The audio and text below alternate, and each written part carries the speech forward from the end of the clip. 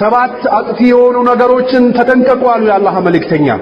የሰው ልጆችን ሊያወድሙና ከትክክለኛው መንገድ ሊያስወግዱ የሚችሉ ሰባት ነገሮችን ተጠንቀቁ ይላሉ የአላህ መልእክተኛ።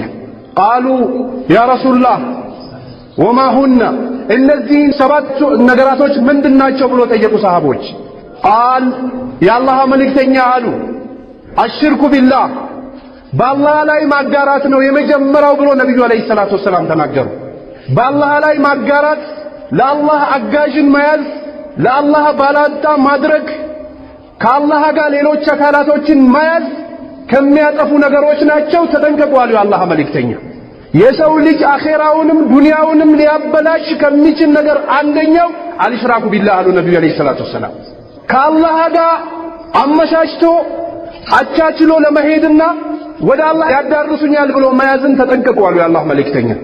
ሰማይን ምድርን የፈጠረ ከሱ በፊት ምንም የሌለ የሆነው ጌታ፣ ከሱ በኋላ ማንም የማይኖር የሆነው ጌታ፣ ማንንም የማይፈራውን ጌታ፣ ለማንም የማይሰጋውን ጌታ፣ ከማንም እርዳታ የማይፈልገውን ጌታ አላህ ሱብሓነሁ ወተዓላ ላይ ከማጋራት ተጠንቀቁ። አንደኛው የሚያጠፋው ይሄ ነው አሉ ነብዩ አለይሂ ሰላቱ ወሰላም።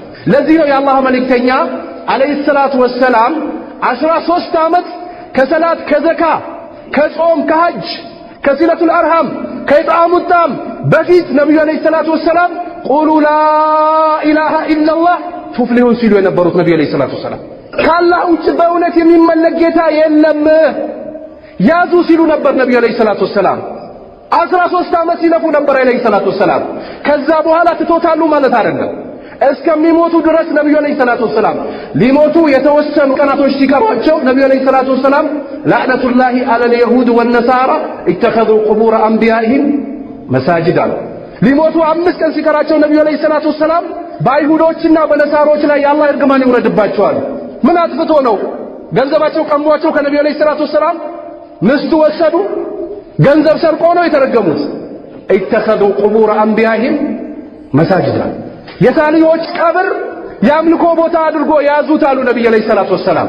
ስለዚህ ምን ይገባቸዋል? እርግማን ይገባቸዋል። አላህም የተለያዩ ቦታ ላይ ተራግሟል። አላ ለዕነቱላሂ ዐለል ዛሊሚን፣ አላ ለዕነቱላሂ ዐለል ዛሊሚን፣ በነዛ በደለኞች ላይ የአላህ እርግማን ይውረድባቸው ይላል አላህ ሱብሓነሁ ወተዓላ። በደለኞች ማናቸው? እነዛ በአላህ ላይ የሚያጋሩ፣ ለአላህ ባላንጣን የሚይዙ፣ ወደ አላህ ለመሄድ ቀጥታ አይቻልም ከጎን መሰላል ያስፈልጋል የሚሉ፣ በቀበሌ በወረዳ ምናምን አድርጎ መሄድ ነው እንጂ ቀጥታ መሄድ አይቻልም በሚሉ ሰዎች ላይ የአላህ ይርግማን ይውረድባቸው ይላል አላህ ሱብሓነሁ ወተዓላ።